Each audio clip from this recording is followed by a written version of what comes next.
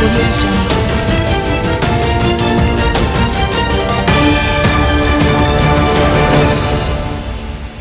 Good evening, I'm Sarah Brown, and this is News Channel Global Affairs World, bringing you the latest updates from around the world. The United States has ignited new trade conflicts with its top three trading partners, Canada, Mexico, and China, as President Donald Trump's steep tariffs take effect. The new 25% levies on imports from Mexico and Canada, coupled with a double duty of 20% on Chinese goods, went live at midnight EST. Trump justified the move by citing these nations' failure to curb the flow of deadly fentanyl into the U.S. In swift retaliation, China imposed additional tariffs of 10% to 15% on certain U.S. imports and announced new export restrictions on designated American entities.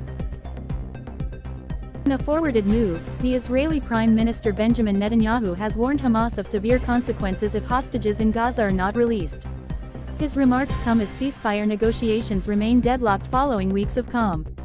The fragile truce has seen the exchange of Israeli hostages for Palestinian prisoners and humanitarian aid delivery, but the dispute persists.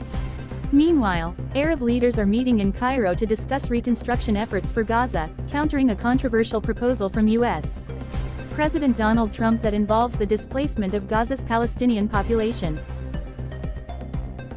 The Ukrainian officials are seeking to maintain diplomatic ties with the U.S. after President Trump's decision to pause military aid to Ukraine. The move marks a dramatic shift in U.S. policy, signaling Trump's pivot toward closer relations with Russia. A White House official stated that the pause aims to reassess aid contributions to ensure alignment with U.S. peace objectives. Ukrainian President Volodymyr Zelensky has been urged to show more gratitude for Washington's past support. The cost of health care for illegal immigrants is drawing sharp criticism in border states. In Arizona, a proposed bill, State Senate Bill 1268, seeks to track the financial burden of treating undocumented individuals in hospitals. The legislation would mandate hospitals to record patients' immigration status and report associated expenses. Supporters say the bill promotes accountability, while critics argue it could deter individuals from seeking medical care. James Dennehy, head of the FBI's New York field office, has retired after reportedly resisting Justice Department efforts to investigate politically sensitive cases. Dennehy's abrupt departure follows the recent appointments of FBI Director Kash Patel and Deputy Director Dan Bongino, a conservative commentator and Trump ally. Sources indicate that Dennehy was directed to step down but was not provided with a reason. Chicago parade shooter pleads guilty. Robert Crimo III has pleaded guilty to murder charges stemming from the 2022 Independence Day parade mass shooting in Highland Park, Illinois. The attack claimed 7 lives and injured over 40 others. The plea deal ensures Crimo will receive a life sentence when he is formally sentenced on April 23. Victims included a synagogue teacher, a Mexican grandfather, and the parents of a 2-year-old child. The economic standoff between the U.S. and Canada escalated as Trump's new 25% tariffs on Canadian goods went into effect. In response, Canada has imposed its first wave of counter-tariffs on U.S. imports. Prime Minister Justin Trudeau has vowed that Canadian tariffs will remain in place until the U.S. reverses its trade actions and has hinted at additional economic measures in coordination with Canadian provinces. A French police officer will stand trial for murder over the fatal 2023 shooting of 17-year-old Nahel M.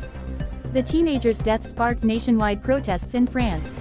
Prosecutors announced today that their investigation has concluded, determining that the officer unlawfully fired at Nahel after the teenager failed to stop his vehicle. The case has reignited discussions on policing and racial tensions in France. Tensions along the Pakistan-Afghanistan border have eased following intense overnight clashes between security forces. The conflict, which began on Monday, the first working day of Ramadan, displaced nearly 15,000 people. Afghan border guards allegedly fired without warning, leading to widespread panic and disruption of food imports. Residents have expressed concern over the impact of repeated border closures on their livelihoods. India has strongly rebuked UN High Commissioner for Human Rights Volker Turk for his remarks on Kashmir and Manipur, calling them baseless and unfounded. India's representative at the UN, Arindam Bagchi, stated that Turk's comments misrepresented the ground realities in the world's largest democracy.